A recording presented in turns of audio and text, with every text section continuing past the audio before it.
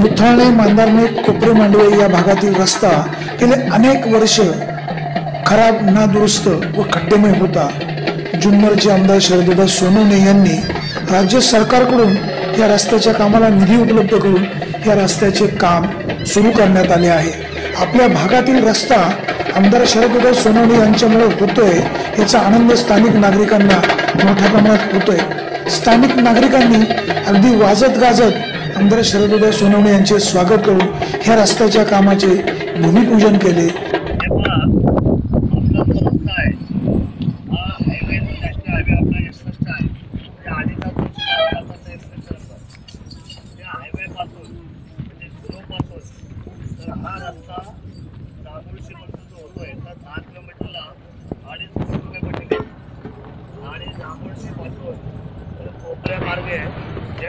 अकोल्यापर्यंतच्या हद्दीपर्यंत त्याला 3 कोटी पडलेले आहे।